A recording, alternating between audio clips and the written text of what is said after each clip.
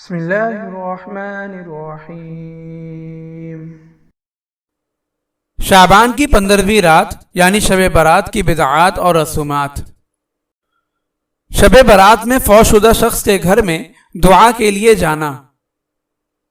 بعض لوگوں میں یہ رواج ہے کہ جب کسی کے یہاں کوئی فوت ہو جاتا ہے تو فوتگی کے بعد آنے والی شب برات کے موقع پر اس کے گھر جا کر تعزیت، دعا اور ایصال ثواب کیا جاتا ہے اور اس کو بہت اہم سمجھا جاتا ہے، اور اگر کوئی اس موقع پر فوت شدہ شخص کے گھر دعا اور تعزیت اور ایصال ثواب کے لیے نہ جائے تو اس کے بارے میں سمجھا جاتا ہے کہ اسے ہمارے سے ہمدردی نہیں۔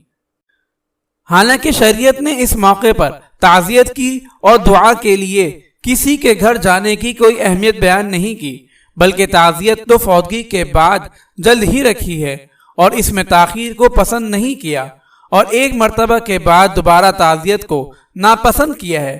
پس اپنی طرف سے ایک چیز گھڑ کر اسے رواج دے دینا گناہ ہے۔ اگر کسی کے لیے بخشش اور مغفرت کی دعا کرنی ہو تو وہ ہر وقت اور ہر جگہ کی جا سکتی ہے۔